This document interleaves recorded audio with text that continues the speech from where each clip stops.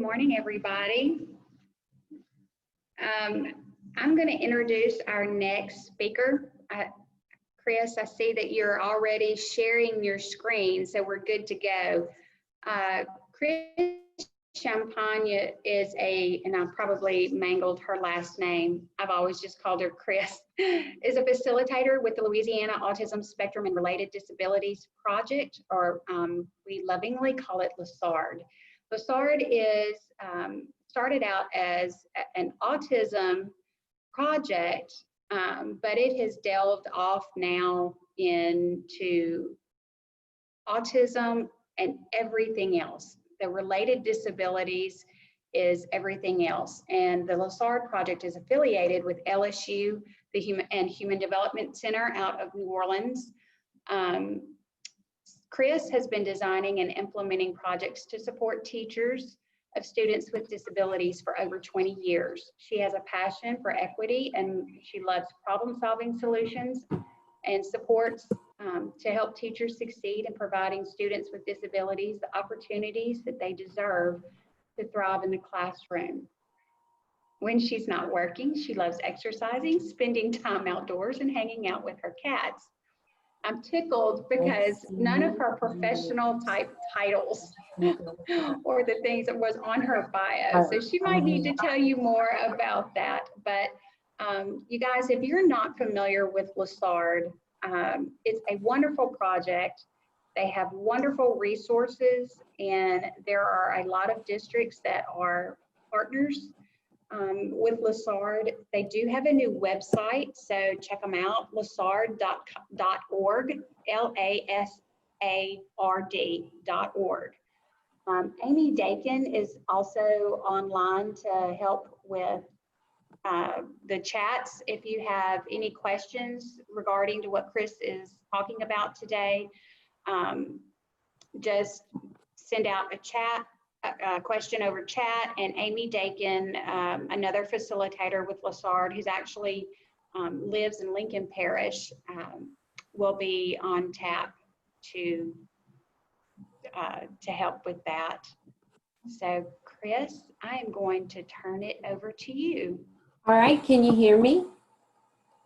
Oh, good. Okay, well, thank you for the introduction. And I'm approaching this with a little bit of terror and trepidation because we're kind of all in this together right now with all this virtual training. And so Amy has been a lifesaver because she's much more technology savvy than I am. So, Hi, Amy.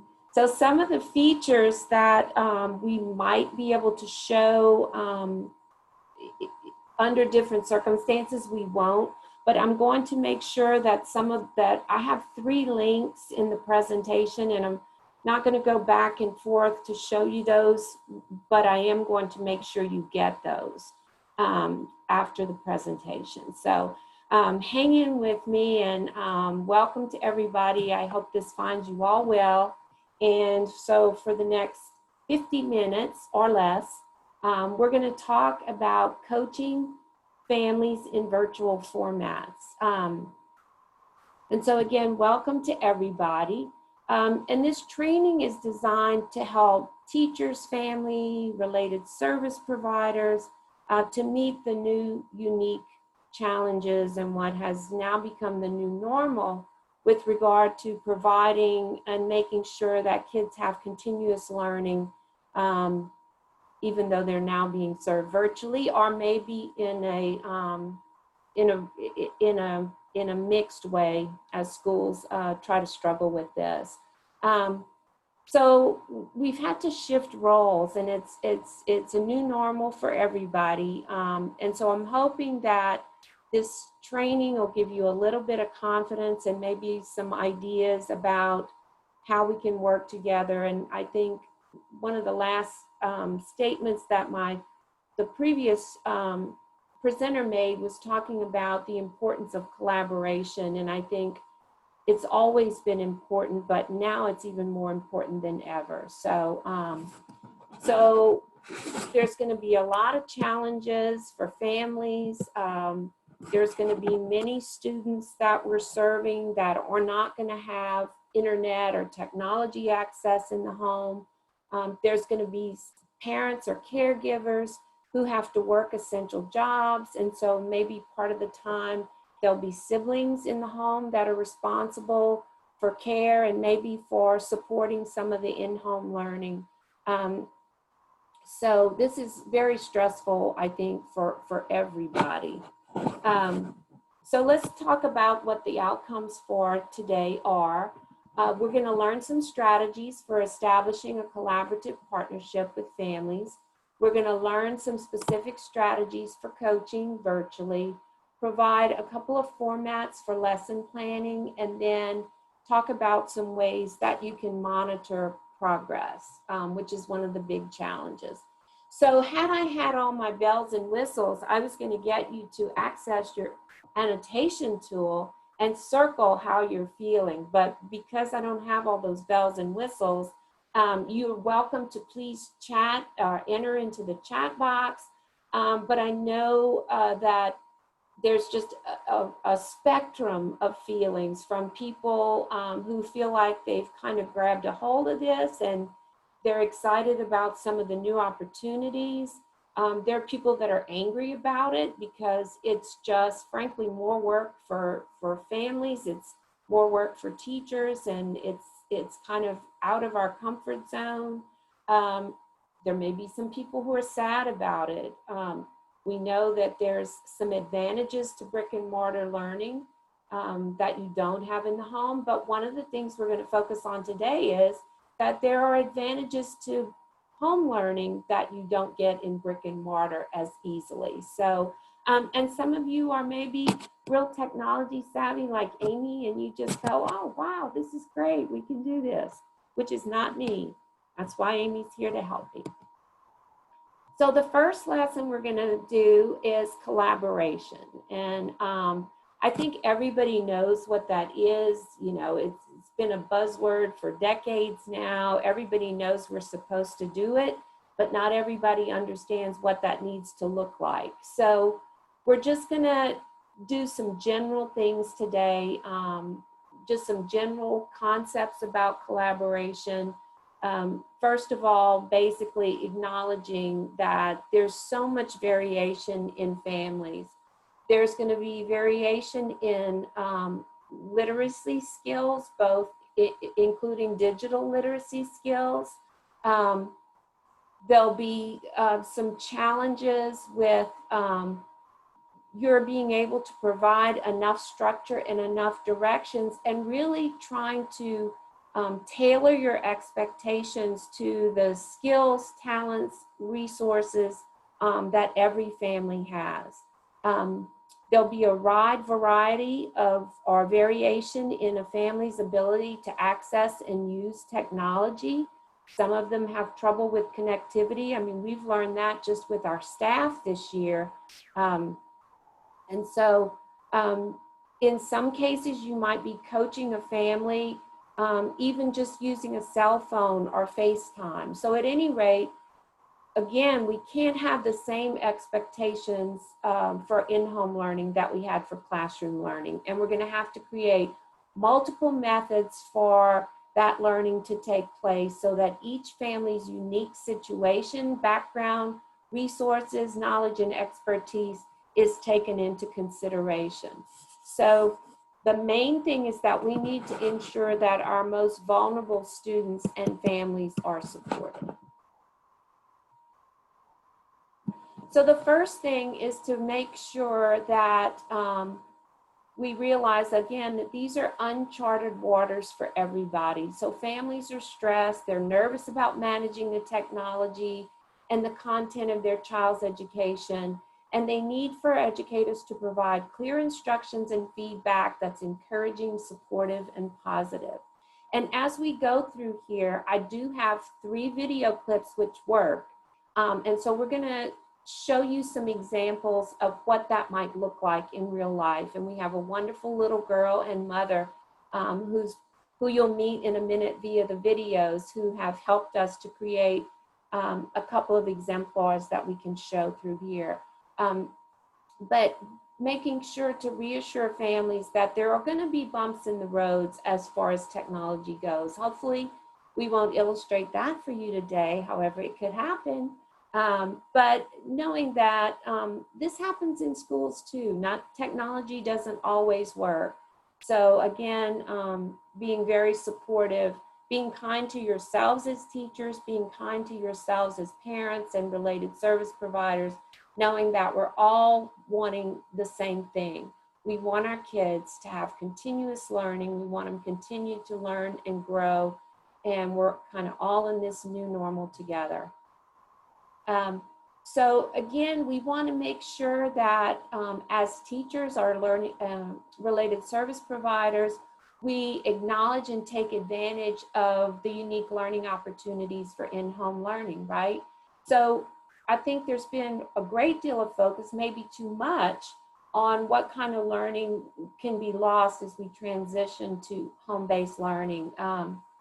But maybe we should spend some time focusing on the unique opportunities that in-home learning can provide. Acknowledging and utilizing these opportunities will help us to set up home learning programs with the family that are doable and enjoyable for the student and family. So we know that families already do a great deal of teaching in their natural daily routines, right? So life skills happen all the time in the home. We don't have to set up a kitchen. We don't have to set up centers for this to take place. All of those environments are in the home already. So chores like washing dishes, making beds, sorting laundry, yard work, cooking, just to name a few, these are valuable life skills that in-home learning already has the opportunity to foster. And our job as teachers or related service providers is to build confidence in families by pointing these out and brainstorm ways that we can utilize these things to build additional teaching opportunities and additional lessons in them. So it's going to be important to talk. Families and teachers need to talk about the fact that academic learning does not have to be a pencil and paper activity. That some of these same daily routines can serve as a mechanism for academic learning. The student could plan a dinner, for example, locate recipes, make a list of ingredients, calculate the cost, shop for or order the groceries, and then help prepare the meal by following recipes. Families can listen to audible books together, have discussions about the main characters and the plot. Older students might do a research on a topic of interest or write letters to companies or officials to advocate for something they feel passionate about. And we'll look in a minute, I'll share a website with you that has just ideas for projects like that, that you can tap students' special interests to have that happen in the home. So social emotional learning involves several core components, things like responsible decision making, managing relationships and friendships, managing emotions, and all of these things happen routinely through family interactions. So for younger children, a social emotional goal might be sharing an activity with a sibling or waiting for a turn. For an older child, it may involve cooperatively playing a board game or learning to win and lose courteously. So families can check for books they already have in the home that may serve to illustrate some social examples or social experiences. Maybe some books that have examples of friendships or conflict or how characters resolve them. So families can have discussion about the characters, what's happening to them, what's different about their feelings, how the characters experience different feelings in different situations, how they cope with problems, how they problem solve. And it's also a great way to foster perspective taking as we are asking the child to put themselves in the shoes of the characters and talk about how they're feeling and how they can tell. So this same activity can happen while watching TV. So we know that perspective taking is something that can be very, very difficult for a lot of our kids. And so using family TV watching, movie watching, book listening is a nice way to work on that in an enjoyable way. So using art is another way for families to have fun while learning. So creative thinking can be fostered by drawing pictures, painting, writing stories, poems, and this can also serve as an outlet for some of the emotions families are feeling during these stressful times. So again, listening to music, dancing can create fun breaks in between more structured learning activities. So again, you know, parents have abruptly been placed in the role of homeschoolers. So it's really important, again, that that partnership be established so that we are actually co-educating with families. So we need to let them know that we want them to be active participants in planning how to meet the needs of their children receiving special services virtually. So think about ways that as teachers that you can support them with resources that can make that role easier. So conversations between parents and teachers about exactly what families need. You know, sometimes just the question about what is it you need might not be enough. Maybe sometimes you as families don't know what the possibilities are. So as educators and related service providers, offering a menu of what might be helpful and having families choose the things that they think work best for them. Because all families are going to have their unique set of skills, challenges, and support needs.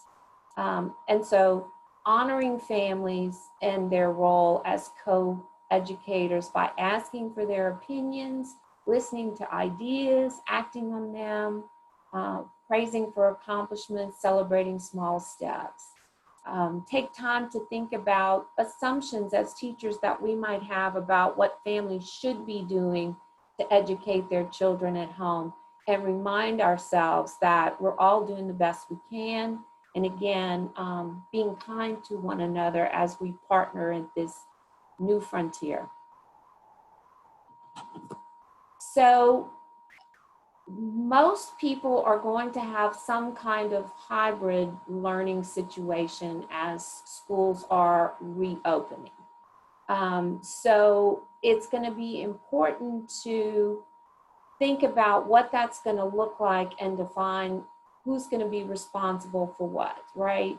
So some of the learning is going to be virtual, but some of the learning is just going to be old school, offline, pencils and paper, where maybe schools are sending packets home and families are sitting with children and going through whatever the assignments are in the packet, right?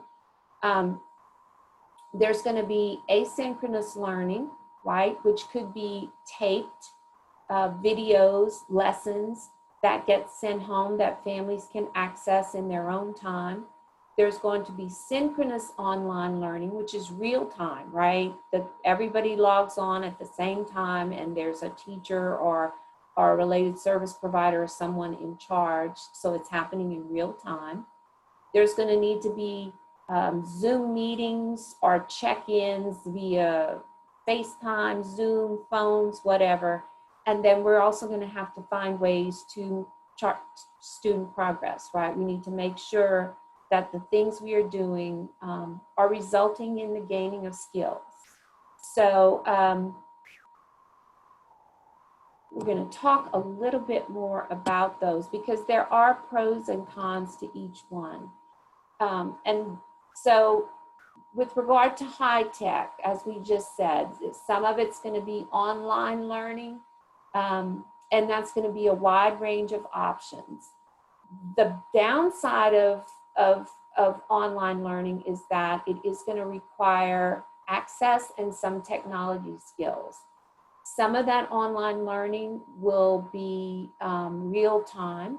And the advantages of that is that a teacher can actually monitor in real time. She can see reactions of students, She can check in with them and adjust the lesson in real time, right? The downside of that, again, is with all the complications in family life, it may be difficult within a certain family for that student to log on at that specific time. So that's going to take preparation and planning and scheduling. Whereas asynchronous learning is accessing recordings or apps. There's a little more flexibility in timing, but it is a fixed lesson. So there's fewer opportunities to kind of adjust on the fly, which is something teachers do all the time, right? It's part of the art. The big challenge about that, and the big downside, I think, is that the students then do not get the connection with one another like they do in synchronous learning, right? They get to see their peers, even if it is via Zoom. And then there's low tech. So there's the old school pencil, paper, phone calls, those kinds of things. The good thing is you don't have to have much technology, right? It is 3D rather than trying for a student that might find screen time really difficult to attend to and make sense of. But the challenge is it is a static format, and so there can be some accessibilities, and it is going to be more time intensive and require a lot of one-on-one to get the work done. So basically that's the ups and downs. I think that we all need to be, and me included, we need to be accessing some of the resources that are available for us to get smart. A lot of you guys will be using Zoom. A lot of you will be Google Classroom. Then it's going to matter what kind of device you're on. There are certain things you can do via a laptop that you can't do via Chromebook. And so all of that is going to take some time and some help for one another. I mean, some of you lucky teachers may have families that are a whole lot more technology savvy than you are. And so again, it's going to take everybody working together. And so if you do have families, for you families who might be new to all this technology, I think you can expect, and teachers need to expect, that in the beginning, there's going to need to be a lot more frequent check-ins with you as you get more comfortable to see how this is going and what kind of roadblocks you're hitting as you embark on this with your kids. So we're going to look at a video, okay? And this is a lovely lady, Jill, who agreed to do this with us. And, we did not know each other, and so this is really kind of almost just an ad lib, but she's such a lovely person that it just went off really well. I'm going to tell you ahead of time that the sound and the lips may not quite be in sync, but we did test this and I think it's going to work fine. What this is meant to illustrate, this would be our first meeting. I would be her special ed teacher, and her little girl is going to be going to kindergarten this school year and is fully included. And so my role as special educator was checking in with Jill to see, to help set up how this was all going to work for her. Okay, so this is our first meeting. I'm crossing my fingers and I'm slightly terrified. So let's see.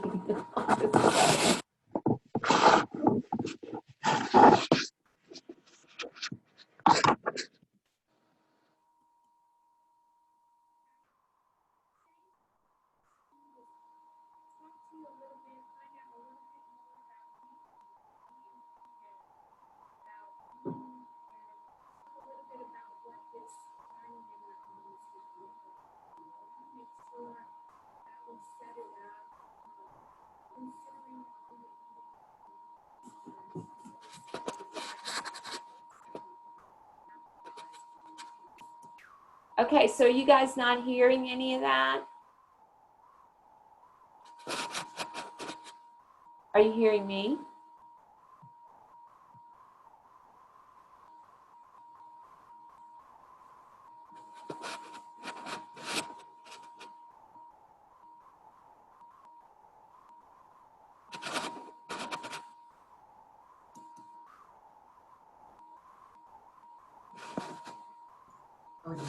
Hi, Chris. Yes. You would close out of your PowerPoint and then try to reshare it and click those two optimize buttons at the bottom. That might help. Okay, I'm closing my PowerPoint.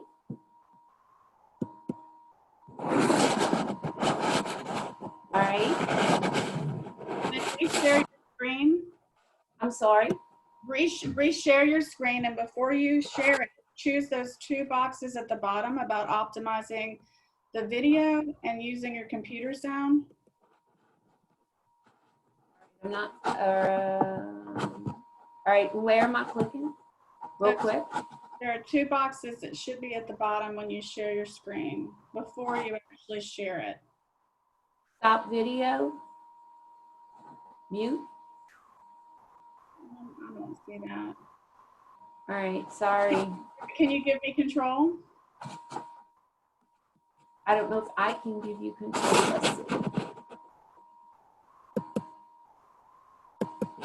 All right. There we go, you have it. Can Amber also make you, That's the hard part about these two. Share screen. all right. Chris, I'll tell you. you've got to stop sharing. Here we go.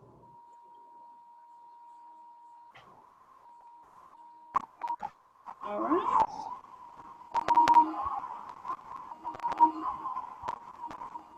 Well, it's not wanting to get the whole slideshow. There we go. All right. All right. Well, today what I wanted to do was talk to you a little bit, find out a little bit more about you and your family and about being, and talk a little bit about what this learning in the home is going to look like for you. I want to make sure that we set it up considering all your individual needs and also some of your strengths and talents that we can capitalize on, because I know you work with her really, really well. So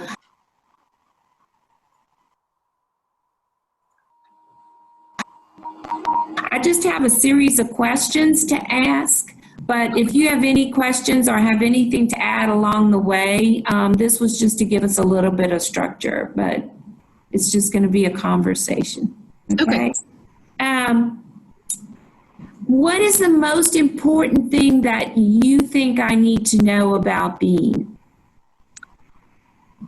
Well, the most important thing that we always tell people first and foremost is about her health issues, which really isn't too much of an issue at home because we take care of her constantly. But it's, you know, she's got a delicate airway, she has a VP shunt, and she has a G tube, and we have a very long medical history, and so her health and safety is number one in all things.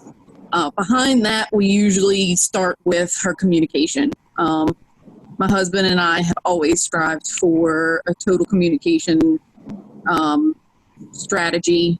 We want to give her every opportunity to communicate with us in any way that she can. Yes, she has a hearing aid. She uses a unilateral Ponto hearing device on her right side. She's severe to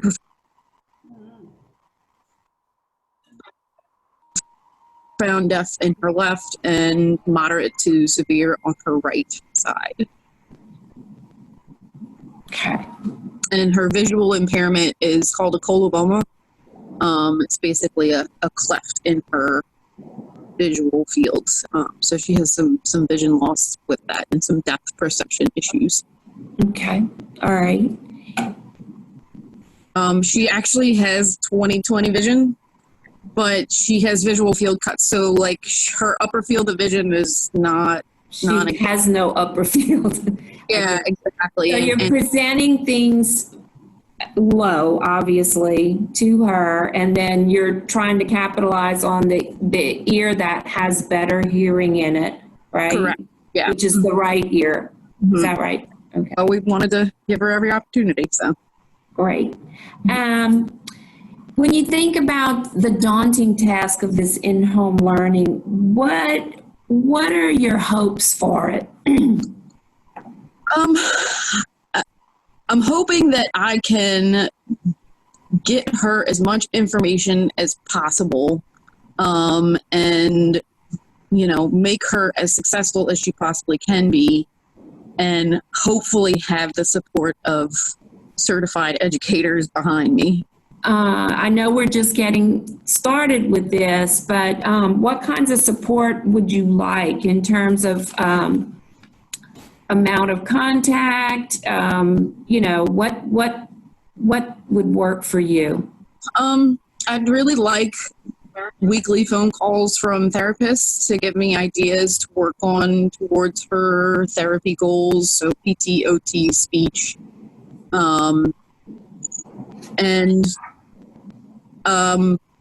As far as, you know, just her regular school day, I don't really know what exactly would work as far as that goes, you know. I think the Zoom classes are good because she gets to still see her friends, you know, and she's constantly asking about her friends. So it would be nice for her to be able to see them on a regular basis, even though they're not together. Because that's a big thing with her, socialization. And if she can't go to school, then how do we socialize? So right.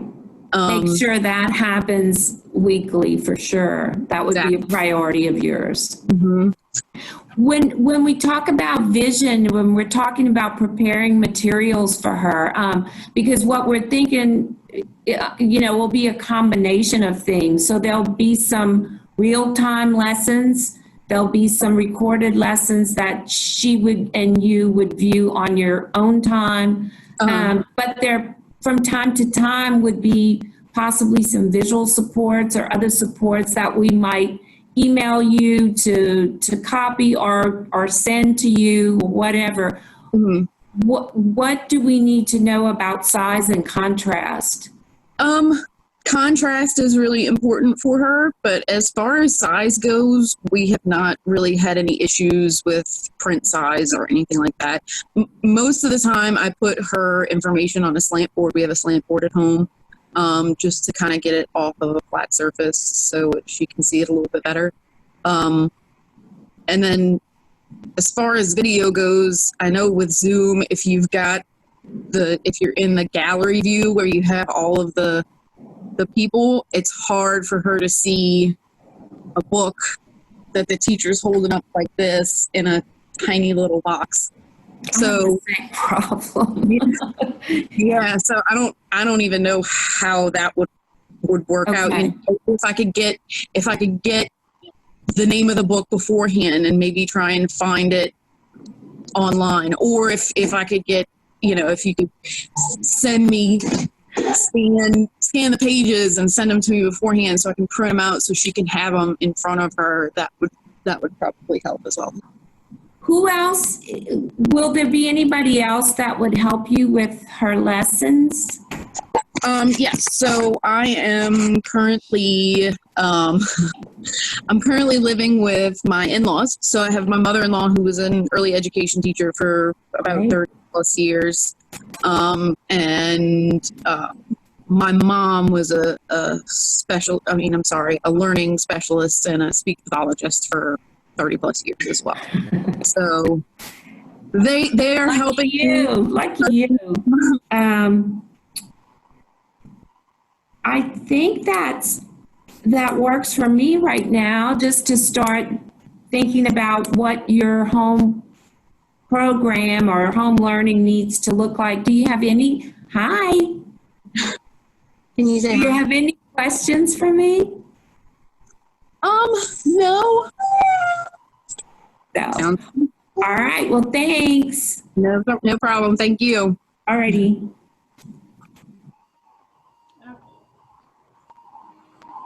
Chris, I'm going to stop sharing and let you have control again. If I can figure out where you are.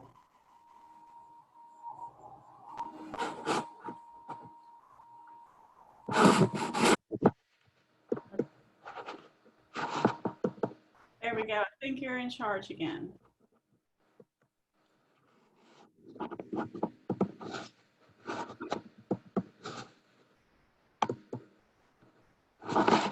Whew.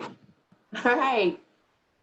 All right. There we go. All right. So there's our initial meeting. And so I tried to cover everything. Again, this is the kind of information that I think is important for us to get to figure out what is going to meet the needs of all the unique families that we have. Chris, we're looking at your presenter view. If you'll go and switch the display setting. All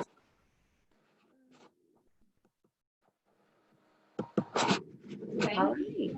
Yay. Back to normal. All right. Thanks, Amy. So originally, one of the bells and whistles was going to be, you were going to rate how well I did on communicating with this family. I feel like the communication was good. It was very easy. This is obviously a very confident lady who has lots of skills. And again, we didn't know each other. So I think the communication was pretty clear and supportive. And I think she seemed to feel really nice, fine about being in partnership. We didn't really get to a lot. We couldn't have the video be too long, but I think we did understand that she was going to have a lot of support in the home. We didn't get a lot of information on what routines or talents or anything like that we could capitalize on. I think that would probably be something that would happen subsequently, although we did talk about that a little bit, but the video was long. And then we did not get to talk yet about progress monitoring methods, but you'll see that in a later video. So again, it's going to be really, really important to figure out what's going to work. And so for many of the students, offline learning may be the primary mode, either because the student is not able to attend to technology, or maybe because the family does not have technology capabilities. And you heard Jill talking just briefly, and we'll talk a little bit more about it in the subsequent videos, that Bean does have some trouble with that, because she has some visual issues and some hearing issues, but she's also young. And so being able to discern what you're supposed to be looking at and actually getting what you need from that is not going to work as a primary mode for some kids because of their individual challenges and needs. So it's going to be important to help look at the family's daily schedule and figure out what's going to be appropriate for them. When is the child most alert? When does someone in the family actually have time? Does it need to be later in the day when somebody comes home from work? And so maybe pencil and paperwork needs to happen when the family's available, but maybe a sibling can take on some of the other learning activities around some of the daily routines. And then like looking at just how long should a lesson last. So Josephine is going to be going to kindergarten. So maybe for somebody her age, a preschooler, the goal might be 30 minutes a day, but that's not happening all in one. It might be that there's some 5-minute increments of time that we're working. I know from talking to Jill that Bean's attention span is a lot longer than that for some activities, but again, that's just going to be individual, and it's going to depend on how difficult and how interesting what you're asking them to attend to is. And so maybe 30 minutes a day for a preschooler might be a nice hefty amount of time, again, broken up. For a middle or high school student, maybe it's 30 minutes a day per content area. And again, that might be with breaks every 15 minutes. Again, you can't expect the same amount of attention online as you get when you have an animated teacher and you have an interactive, real interactive format. As you can see with the constraints today, I mean, there are going to be some limits to just how interactive that can be. And so that needs to be taken into consideration. Again, can't say enough about routine-based intervention. I think we talked a lot about this years ago in early intervention, how important that was. But I think it's critical now because of parents having to do this in the home, but also I know in Josephine's case, she has an OT, a PT, a speech pathologist, a gen ed teacher, and a SPED teacher. So what if they're all sending individual goals home and they're not collaborating? That's a nightmare. And so again, how are you going to fit these things into things that are happening in the home anyway? And we're going to show you some examples of that, and I'm going to speed up because, but anyway, looking at how we can use those routines, how's it going to be facilitated, what kind of strategies need to be used, and what kinds of supports do we need to be providing for them for that to be helpful. So this is from the State Department of Education website. And so this is just some examples to make sure that you are looking at all the opportunities that might be existing in the home. So looking at the different routines that occur around dressing and meals and housekeeping, yard keeping, all those things, looking at the different rooms in the house. What are the different environments and what happens in those environments that could be turned into lessons. And so just considering that as a great opportunity to make life easier for families. These things have to happen anyway. So, so here's some examples. So just if you read a book together. So some of the goals that could be addressing is reading simple text. Could be recognizing core vocabulary words. It could be answering WH questions. You know, who's the main character? What happens to them? Where does it take place? If the child's on an AAC device, which Josephine does use part of the time, so she's on kind of a hybrid communication thing right now. She's using some words and some signs and an AAC device. So maybe if you're reading a book together, you could pre-program the AAC device to ask certain questions or make certain comments like that's funny or I like this book or different things like that. Sequencing. You can make copies of some of the pictures of the pages and have the students sequence them. Fine motor, turning pages, pointing to pictures. So you can see that it's academics, it's communication, it's fine motor, it's gross motor, and all of that could be woven into something that has to occur anyway. Getting dressed, you could work on colors, you could have gross motor, maybe they're standing hands free to put on their shirt. Communication, they're naming the clothing items, they're counting the buttons, fine motor of buttoning the buttons. Maybe you do something similar to what kids do at school when they look at the weather. You check the weather and then decide what clothes are appropriate. So nowadays, not everybody's going face-to-face grocery. I think most of us are kind of back to that, but you know, grocery shopping or grocery shopping on the store app if you're having delivery made, using the keyboard to type the grocery list out, reading the list. Choosing the pictures maybe from the AAC device.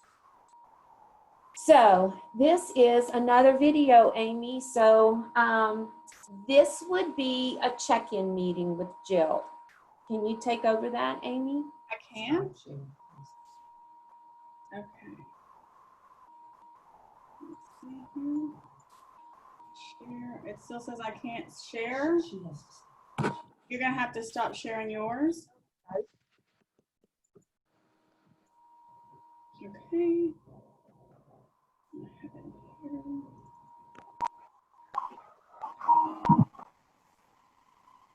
Are y'all seeing that? I am. Okay, good.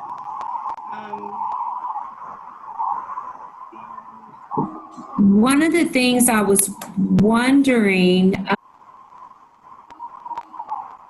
Sorry. is how are the video lessons going? You know, I haven't talked to you since the Zoom lessons started. How's that working for you guys? The Zoom classes go fairly well. Like I said, just they can get kind of distracting with all the kids. And luckily the teacher has multiple Zoom sessions, so you know it might only be 3 kids in a class. But again, it can get kind of distracting, and we've tried speaker view and we've tried gallery view, and gallery view is the best thing for us because the teacher is always on the screen. But the problem is she's so small that sometimes it's hard for Josephine to really be able to pay attention. You know, it's just hard for her to discern that that's the box that she's supposed to be looking at, and not all the other boxes with her friends that are, you know, that are interesting and animated. Exactly. What about the materials that the teacher's using? Is she able to see those? When she does a screen share, she can see it without any issues. Okay. It's when she like holds up a book and reads a book, it's hard for Josephine to be able to really focus on the book, just because there's so much else going on the screen. So maybe, yeah, so maybe if she could have some hard copy of things, so that maybe you could do some priming with her. You think that might work? Where you could go over it with her, and then really then the lessons are almost like a review, so that if she can't see it all that well, it's something she's already familiar with. Right. And really that's kind of how I wanted her typical schooling to be. When she was actually in class and at school all day, I kept asking for them to send me materials, whether it be before or after, so I could either review it before she could go into the lesson knowing what was coming, or after she came home I could go over it with her at home. So it's actually it would be really nice to have that, because I've been wanting, so. Yeah, or even both, you know, pre-teach the information and then reinforce it afterwards. It's always And there's been a couple of the recorded videos from the teacher that she wants to keep going back to watch again and again. Great. So, Great. Right. Well, I'm going to check back with you next week to talk about the lesson. I want us to talk a little bit more about how she's doing, and see, you know, what we might add to some of the routines that you have to reinforce some of the goals that we have for her. Okay. Sounds good. All right. Talk to you soon. Thanks. Have a good one. You too. All right.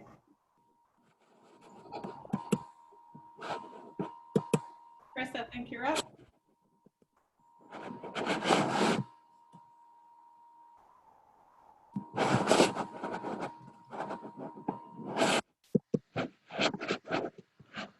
Can you guys hear me? This is one of the links I was going to share. This is also on the State Department website. It is excellent. You can choose the age of the child or your student, and click on an activity or a book or something, and they correspond. So like if you look at preschool, and if you click on the book, you can actually download an adapted text. And there's visual supports and all, and I'll make sure Amber and Dorothy have this to share out to you guys. But it is on the State Department website, and it's excellent. And then this is another one I was going to show you. This has to do with science projects. It's Science Buddies. So it's ideas that families and teachers and therapists can select projects that kids can do at home. And they're real simple things, you know, collecting leaves and doing different things like that. But so these are just a bunch of learning projects. And this is another nice way to work on goals that are very interesting for kids. And this is something siblings might want to participate in. So this would have been an activity, but I'm going to forge ahead because time is, and I want to show you the final video of Josephine. But this is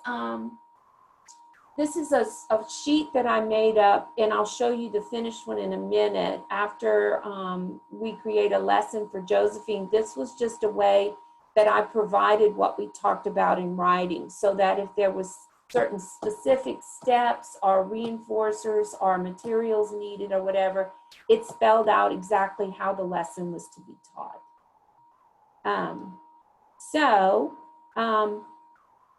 Next, you're going to see a feedback session. You're going to see a lesson, you're going to see Josephine, and then you're going to see the feedback. And so basically just finding out what went well, how's the schedule working, what do we need to change, did you have what you needed to do the lessons? If not, what else can we provide? And then reviewing some of the data. And before I go to that, this is another one I was going to share. This is excellent through Illinois Autism Partnership Easter Seals. And again, this one, you can click on different like schedules or choice boards or whatever. And again, you can print them. You can download them and print them. They're right there for you at no cost. Okay, so Amy, this is another one. This is our final one. Right. Let me stop sharing. So I will start sharing. Share. You see that? There you go.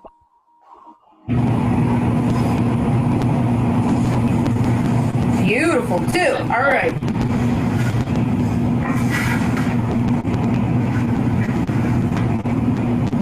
Look at that 3. All right. This one's 4 and this one's 5. All right, you ready? Jump. 1. Again. 2. 3. 4, 5. So I got the video of you guys playing hopscotch. Thanks for sending that to me. She looks like she really enjoys that. Was that pretty typical of how it usually goes when you guys play? Did I see what usually happens?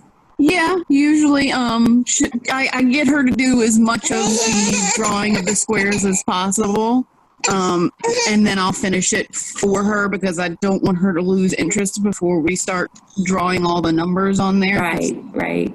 As important as it is to learn how to draw her squares and her circles, you know, we're really working on appropriate, appropriate numbers, appropriate letters, that kind of thing. So. Well, she was cute about the squares because the only time it looked like she didn't draw them was when her leg was in the way. That's what I took out of it. She knew it needed to be a straight line, but in order to do that, she'd either had to get up or move, and so she just sort of went around her leg. And she did a good job. It's like, no, I don't think so. We do bodies too, where we trace around our bodies, and so I think that's where that comes from. But like, yeah, that around my leg, it's not a big deal. Yeah, why not?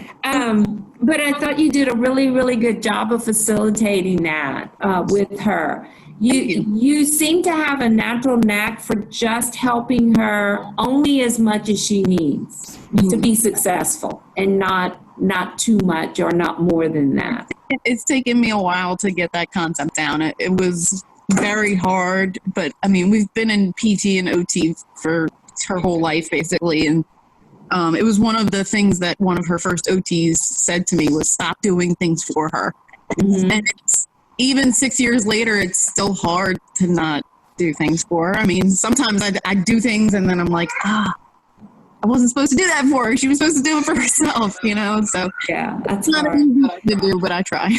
Well, and the other thing in that same regard was you really do a nice job of the verbal prompts, and there's direct verbal prompts that you say to the person exactly what you want them to do.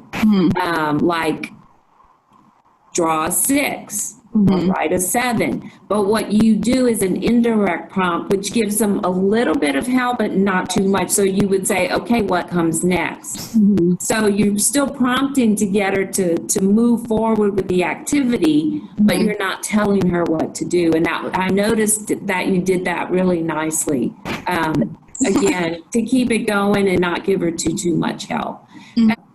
What are some of her favorite things that might be motivating for her?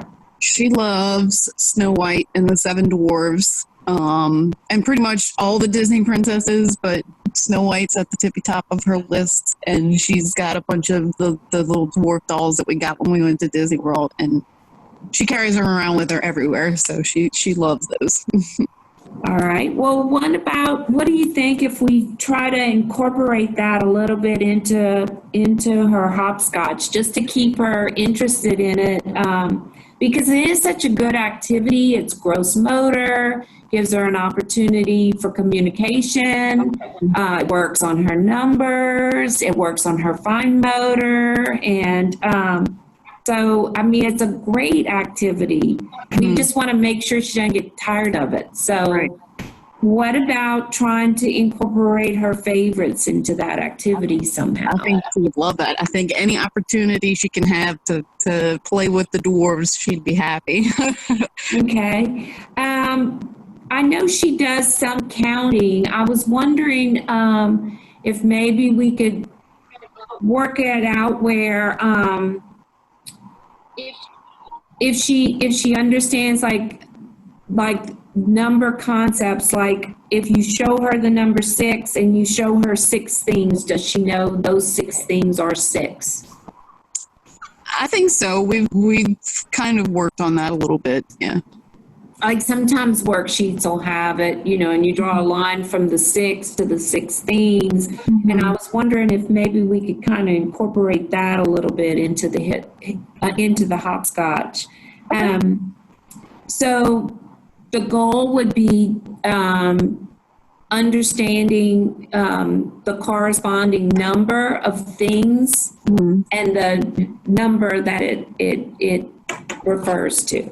That's, so what about if we, I'm thinking maybe because it takes her so long to draw the hopscotch, what if you had it already drawn for her except for the numbers? So the activity would start where she puts the numbers in, because that gives her good practice. And we could create those Disney characters and maybe have her count those.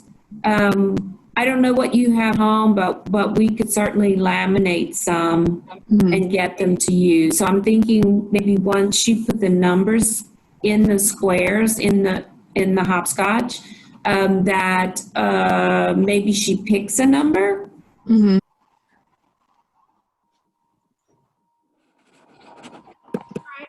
I'm going to stop share just for sake of time so we can move on and get finished on time. Right, Chris?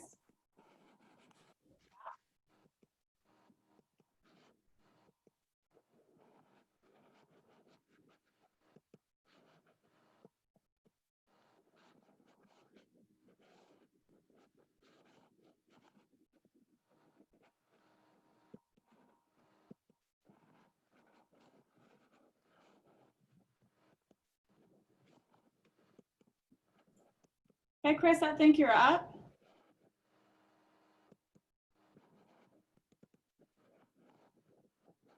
Yeah, I'm trying to get back to, here we go. Not putting it in the right view, but that's okay.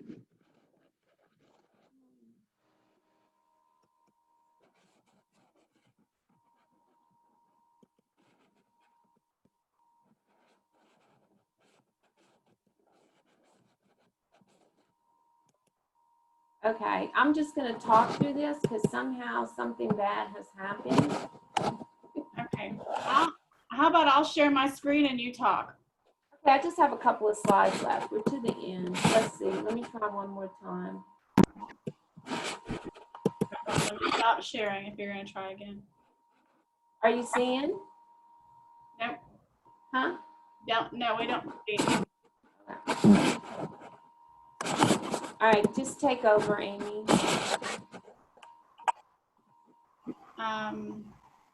So we can land it. Is you in slide view? There we go. Okay, where do you want to go, Chris? You just tell me which Just slide. the very coaching with families, just that form real quick after the video, the next All right. slide. We're on it. All right, do they see it? I hope so. Okay.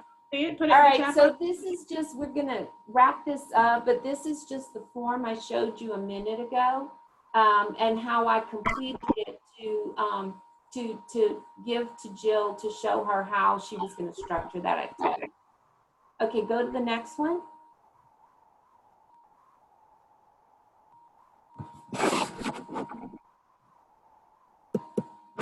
I can do that. So what we talked about at the end of that video that you did not see was to talk to Jill about progress monitoring, and the decision was that it was easier for her just to continue to video as activities to show me the progress that she was making. So there's just lots of examples of simple progress monitoring forms that you can use. One of the parents that I know just takes pictures of the token board so the teacher can see how many tokens they earn, so they meet criteria for a goal. This is a form that the State Department has put out. Again, it's in their materials, and it shows you examples of embedded using those for goals and how you can progress monitor. So I think we get everything we promised to do. Hopefully you're feeling a little better about coaching, and then I wanted to say a special thank you to Josephine and Jill for helping us with our presentation. They were delightful to work with. So if anybody has questions, we can take those now.